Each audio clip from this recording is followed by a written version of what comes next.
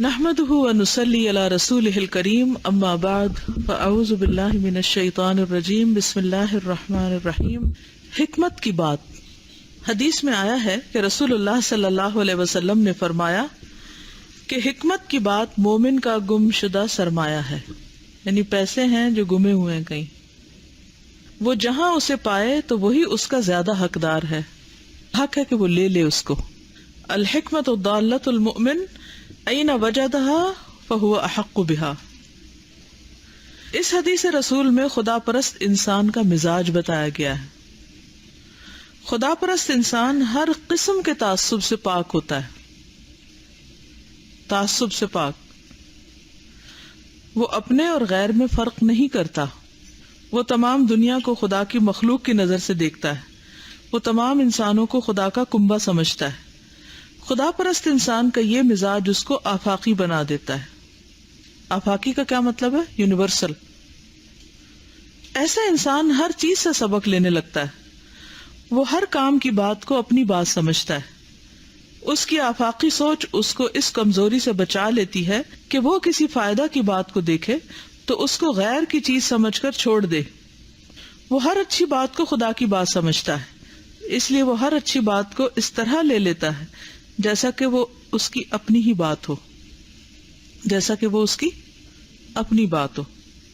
خدا پرست انسان کا یہ مزاج اس کو بے پناہ بنا دیتا ہے، ان لمیٹڈ۔ وہ اپنی ذہنی خزانہ میں نئی نئی باتوں کا اضافہ کرتا رہتا ہے۔ اس کی زندگی کبھی ٹھہراؤ کا شکار نہیں ہوتی، وہ ہر موڑ پر ایسی باتیں پا لیتا ہے جس کے ذریعے سے وہ اپنی زندگی کے سفر کو آگے کی طرف جاری رکھ سکے۔ دنیا میں کامیابی کا تعلق سب سے زیادہ جس چیز سے ہے وہ معلومات ہیں۔ جتنی زیادہ معلومات اتنی زیادہ کامیابی۔ خدا پرست انسان اپنے دماغ کی تمام کھڑکیاں کھلی رکھتا ہے، اس بنا پر یہ ممکن ہو جاتا ہے کہ اس کی معلومات میں مسلسل اضافہ ہوتا رہے۔ خدا پرست انسان کا مزاج اس کو کامل طور پر علم کا طالب بنا دیتا ہے، نئی نئی باتوں سے اس کی روح کو غذا ملتی ہے۔ وہ درخت کی مانند ایک اضافہ پذیر وجود بن جاتا ہے، اضافہ پذیر یعنی جس میں انکریز ہوتا رہتا ہے۔ اس کی شخصیت مسلسل بڑھتی رہتی ہے یہاں تک کہ وہ تکمیل کی آخری حد پر پہنچ جاتا ہے۔ مومن ایک بے تعصب انسان ہوتا ہے، وہ آخری حد تک طالب حق ہوتا ہے۔ اپنے اس مزاج کی بنا پر اس کا یہ حال ہو جاتا ہے کہ جہاں بھی کوئی اچھی بات ملے فوراً اس کو لے لے۔ اب آپ مجھے بتائیے، آج آپ نے کوئی نئی بات سیکھی ہو اپنے تجربے سے، سیرہ کی کلاس کے علاوہ اپنے تجربے میں کسی مشاہدے میں کوئی نئی چیز آپ نے سیکھی ہو اپنے غور و فکر سے، تو وہ شیئر کیجئے۔ اس سے پتہ چل جائے گا کہ آپ لوگ کتنا دماغ استعمال کرتے ہیں۔ سیرہ نہیں تو تفسیر میں نکل آئے آپ، اپنے غور و فکر سے، کہیں سے نقل نہیں کرنی۔ کسی چیز پہ آپ نے غور و فکر کیا ہو۔ میں نے آپ کو ٹارگٹ دیا تھا کہ جھاڑو دیتے وقت دماغ بہت کام کرتا ہے، تیز۔ آپ یقین کریں کہ مسلسل کئی دنوں سے میں صبح اس عمل پر ہی غور و فکر کر رہی ہوں، جھاڑو دینے کے فوائد پر۔ ہو سکتا ہے آپ سوچیں کہ یہ ہمیں موٹیویٹ کرنے کے لیے اور ایکسپلائٹ کرنے کے لیے کہ جھاڑو کے بڑے فائدے، تو یہ روز جھاڑو کی بات کرتی ہیں، لیکن حقیقت یہ ہے کہ میں مختلف اینگل سے اس پر غور کر رہی ہوں۔ جیسے جھاڑو کی مختلف قسمیں ہوتی ہیں نا، یہ بھی حکمت کی بات ہے نا کہ کون سی کہاں لگے گی تب کام چلے گا۔ اگر آپ نے غلط قسم کی لے لی، ضرورت سے بڑی لے لی تب مصیبت، چھوٹی لی تب مشکل، زیادہ سخت لے لی جو وہاں اس کا فائدہ کوئی نہیں کیونکہ وہ اس کی مٹی نہیں اٹھائے گی، سخت زمین کے لیے نرم لے لی تو کام کوئی نہیں چلے گا۔ تو آج میں بچیوں کو دیکھ رہی تھی، میں نے کہا آج تو ہر طرف سے ہوا چل رہی، دیکھیں یہ کرتی کیا ہے نا، آج کدھر سے شروع کرتی۔ آج جو میں نے غور و فکر کیا تھا صبح، ہر روز آپ کو تو پتہ بھی نہیں ہوگا کہ میں کیا، یعنی میں یہ بھی نہیں کہا آپ ہی لوگوں کو دیکھتی رہتی ہوں، لیکن میری نظر پڑتی ہے تو اس سے بھی میں سبق لیتی ہوں۔ میں نے دیکھا کہ جو ہی لڑکیاں نکلی اور سب کے ہاتھ میں جھاڑو تھا، تو ایک بچی نے نکلتے ہی کام شروع کر دیا،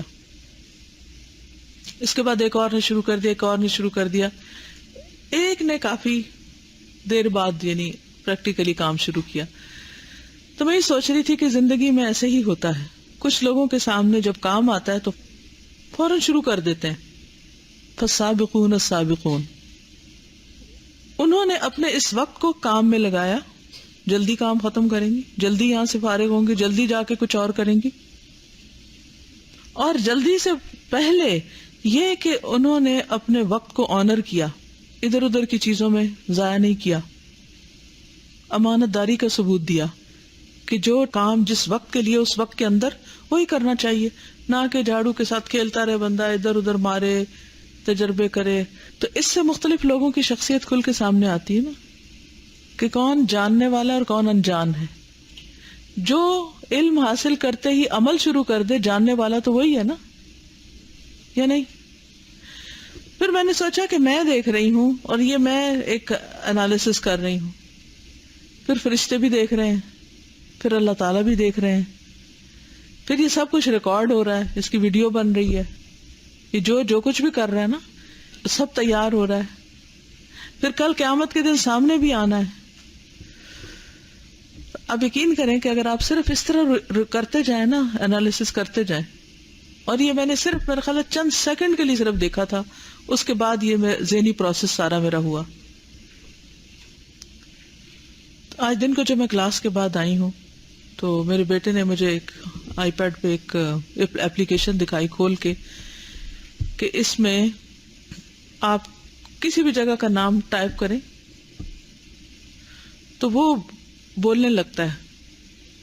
مثلا اس نے سرگودا ٹائپ کیا تو وہ فوراً اپلیکیشن بولنے لگ گئی نا کہ سرگودا پنجاب کے اس ایریے میں ہے، اور نقشہ بھی سامنے آ گیا. میں نے زندگی میں پہلی دفعہ دیکھا کہ سرگودا کا نقشہ کیا ہے، اور اتنی آبادی ہے، اور یہاں ایئر فورس ہے، پاکستان کی سب سے بڑی بیس ہے، اور ایسا ہے اور ویسا ہے اور ویسا ہے. اور یہ بولے جا رہی تھی نا لڑکی صرف چند سیکنڈز کے اندر. تو آپ یقین کریں کہ میں لٹرلی میرے رونگٹے کھڑے ہو گئے نا. تو میں اپنے بیٹے کو کہنے لگی کہ دیکھو، اچھا میں اسٹک، میں ایسے ہی دیکھے جاؤں وہ میرا منہ شکل دیکھے کہ ان کو کیا ہوا نا. میں نے کہا بیٹا دیکھو، اگر انسان اتنی معلومات جمع کر کے دنیا کے کسی بھی حصے میں بیٹھے کسی بھی چیز کے بارے میں، اگر وہ پڑھ نہیں بھی سکتے، ریڈ نہیں کر سکتے، تو سن کے، جیسے نیوز نہیں لگ جاتی، بس ایسی نیوز لگ گئی، جیسے سن کے دنیا کے کسی بھی ایریا کے بارے میں معلومات لے سکتے ہیں. تو ان کا سوچو کہ اللہ کے فرشتے کیسے کیسے ہمارے عمل ریکارڈ کر رہے ہیں. لا تخفى منکم خافیہ، کچھ بھی چھپا ہوا نہیں ہے، کچھ بھی چھپا ہوا نہیں. تو اللہ کا ڈر یہی ہے نا کہ کھلے اور چھپے ہر حال میں اللہ سے ڈرو. اور اللہ کا ڈر جس کے اندر آ جاتا ہے نا، وہی متقی ہے، وہی کامیاب ہے. تو آپ کوئی بھی ایک چیز لے لیں، کوئی بھی ایک چیز لے لیں جس پر خود غور و فکر کیا کریں. یہ نہیں کہ اچھا وہ وہاں سے پڑھا تھا، وہاں سے سنا تھا، اس کتاب میں پڑھا تھا. یہ سب چیزیں تو ہمارے ذہن کو تیار کرتی ہیں، لیکن غور و فکر تو آپ نے خود کرنا. جب تک آپ نہیں سوچیں گے نا، جب تک آپ خود نہیں سوچیں گے، اس وقت تک آپ پروڈکٹیو انسان نہیں بن سکتے، کیونکہ آپ نے خود کسی نتیجے کو نہیں نکالا، اور آپ لائن آف ایکشن آپ کیا لیں گے. کل میں اپنے بیٹے کو اپنی ایک ڈائری پڑھ کے سنا رہی تھی، 1977 کی ہے. میرے دل تو جا رہا ہے کسی وقت میں آپ کو بھی لا کے دکھاؤں. اس میں وہ ریڈ ڈائری لیا، ایسے چند جھلکیاں، تھوڑا سا ٹائم ہے. تو میری ٹین ایجر کی ڈائری ہے، اس وقت 19 ایئرس کی تھی. تو جو باتیں میں نے اپنے آپ کو لکھی ہوئی ہیں نا اپنے لیے، میں ہوتا یہ تھا کہ میں ڈیلی ڈائری لکھتی تھی، اور ڈیلی کی روداد لکھنے سے پہلے اوپر ایک پیسج لکھتی تھی جو میں سوچتی تھی، وہ لکھتی تھی. تو مجھے پوچھتا آپ کیوں لکھتی تھی؟ میں نے کہا دیکھو بیٹا، اگر میں نہ لکھتی تو آج تمہیں کیسے پتا چلتا کہ میں اس ایج میں کیا سوچتی تھی. میں نے کہا میں تم سے بھی کہتی ہوں تم بھی لکھا کرو، ہر روز تھوڑا سا کچھ لکھا کرو. ایک تو لکھنے کی پریکٹس ہوتی ہے، دوسرا یہ کہ انسان کو پتا چلتا رہتا ہے کہ وہ زندگی کے مختلف مرحلوں میں کس کس تھاٹ پروسیس سے گزرا ہے. اور آپ کو معلوم ہے کہ غور و فکر جو ہے وہ انسان کا سب سے اعلیٰ ترین کام ہے، یہ نہیں؟ یہ ڈائری ہے اور یہ پورے سال کی لکھی ہوئی ہے، ہر روز. اس میں سب سے پہلے شعر لکھا ہوا، یا رب مجھے طویل عمر دے تو لے، وہ عمر جو کام آئے طاعت میں تیری. اوپر لکھا ہوا کسی کی ڈائری پڑھنا اخلاقی جرم ہے. پھر 1171 پہ، یعنی سال کے پہلے دن میں لکھا ہے، اے رب کی بندی، یعنی اپنے آپ کو لکھا ہے، اپنی زندگی کا ایک ایک لمحہ رب ہی کی بندگی میں بسر کرو. پھر اس کے بعد دلوں کو جیتنے والا فاتح دنیا ہے. آگے یہ 29 اپریل کا ایک لکھا ہوا شعر یہاں پتہ نہیں کیوں. ہم نے تو وادی شبنم کی تمنا کی تھی، زندگی دے گئی تپتا ہوا صحرا ہم کو. اس میں کئی شعر میں نے لکھے ہوئے ہیں اور اب مجھے خود بھی یاد نہیں، تو میں سوچتی ہوں کہ انسان کے ذہن کے اوپر کیا کیا چیزیں گزرتی ہیں اور کس کس طرح پھر وہ بھولتا بھی جاتا ہے، اور وہ اس کے نامہ اعمال میں لکھی ہوئی ہیں. تو مجھے ڈر یہ لگ رہا تھا کہ یہ سب کچھ تو میرے نامہ اعمال میں لکھا ہوا ہے، اس کا تو ایک 1% میں نے خود لکھا ہے نا اپنے ہاتھ سے، لیکن اللہ کے ہاں تو یہ سب کچھ لکھا ہوا ہے. قیامت کے دن میں اس طرح پڑھوں گی. پھر میں نے ہر مہینے کا یہ بنایا ہوا تھا اپنا لاگ، خود ہر مہینے کے ہر دن میں نے کتنا کیا پڑھا یہ میں لکھتی تھی کہ کون سی بک پڑھ رہی ہوں، کتنی حدیثیں پڑھی ہیں، قرآن کا کتنا، اور یہ میں نے اپنے اوپر خود لازم کیا ہوا تھا کون سی سورت پڑھ رہی ہوں. یہ میں سیرت کی کتاب ان دنوں پڑھ رہی تھی، محسن انسانیت، یہ نومبر 77 میں. پھر اینڈ آف دا منتھ دیکھتی تھی کہ کون سی پوری ہوگی اور کون سی رکھی ہوئی ہیں. ناظرہ کتنا پڑھا ایک مہینے میں، اور حدیثیں کتنی پڑھی، کتنے پیپر دیے، کیا یاد کیا، مختلف چیزیں. تو خود غور کیجئے. جیسے میں کینیڈا میں تھی تو میں میٹنگز یہاں کرتی تھی تو ٹیلی فون پہ سارے لوگ سنتے تھے، تو مجھے اکثر یہ خیال آتا تھا کہ میں بول یہاں رہی ہوں اور میری آواز وہاں کی دیواریں سن رہی ہیں. اگر انسان غور کرنے لگ جائے نا تو بہت کچھ ہے سکھانے کے لیے. ہم ہر چیز سے سیکھ سکتے ہیں، ہر چیز ہماری استاد بن سکتی ہے، اور ہر چیز سے ہماری معلومات میں اضافہ ہو سکتا ہے اگر ہم غور و فکر کریں. سوئے رہے تو کوئی ہمارے سر پہ بین بجاتا رہتا، ہم کو کوئی خبر نہیں.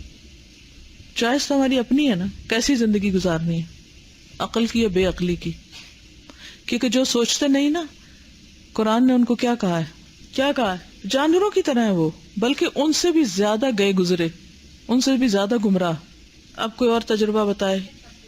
ہاں امقرؤ کتابیہ. میں یہ سوچتی ہوں نا کہ جو چیزیں ہم چھپا کے غلط کام کرتے ہیں چھپ کے، وہ کل کس طرح دکھائیں گے کسی کو، اور جب وہ نظر تو آئیں گے ہی، تو اس وقت حال کیا ہوگا؟ چھپا سکیں گے؟ تو آج کس بات کا دھوکہ ہے، کس بات کی بھول ہے کہ ہم چھپا کے غلط کام کریں؟ اور کوئی اور اپنی سوچ، تھنکنگ پروسیس. ہمیں لک ڈاؤن ہمارے اعمال کی وجہ سے کرتے ہیں نا، یہ ہماری کوالٹی آف تھنکنگ کی وجہ سے کرتے ہیں کہ ہم کر کیا رہے ہیں. اصل میں یہ بیلنس قائم کرنا ہی تو مشکل کام ہے. نبی صلی اللہ علیہ وسلم کی سیرت ہم پڑھتے ہیں تو اس میں یہ زبردست بیلنس نظر آتا ہے. تو دنیا میں انجوائے تو نہیں کر سکتے، انجوائمنٹ سے محروم بھی نہیں کیا گیا، لیکن ایک لمٹ رکھی گئی. دیکھیے اس وقت دنیا میں دو طرح کے لوگ ہیں نا، ایک ایکسٹریم پہ، دوسرا دوسری پہ. ایک ایکسٹریم کیا ہے کہ آخرت، خدا، رسول، ہر چیز کو بھول کر صرف دنیا کو ہی انجوائے. ان کا زندگی کا مقصد صرف انجوائے کرنا بن گیا. وہ کھانا بھی انجوائے کرنے کے لیے کھا رہے ہیں، ہر پہنتے بھی، ہر چیز میں انجوائمنٹ کا پہلو. دوسرا کیا ہے، دنیا چھوڑ دو اور انجوائمنٹ کو اپنے اوپر حرام کر لو. دین نے یہ نہیں کہا.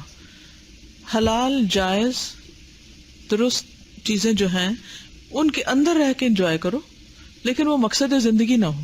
انجوائمنٹ کی اصل جگہ جنت ہے، جہاں ہمیشہ ہمیشہ کی انجوائمنٹ ہوگی. دنیا میں اگر کوئی انجوائے کرتے بھی نہیں ایک چیز، تھوڑی دیر کے بعد اس سے دل بھر جاتا ہے. کسی بھی چیز کی ایکسائٹمنٹ دنیا میں قائم رہ ہی نہیں سکتی، ختم ہو جاتی. یہ کیا انجوائمنٹ ہے یہ؟ پھر انسان فرسٹریٹ ہوتا ہے، پھر وہ جائز ناجائز ہر طریقہ اختیار کرتا ہے انجوائے کرنے کا.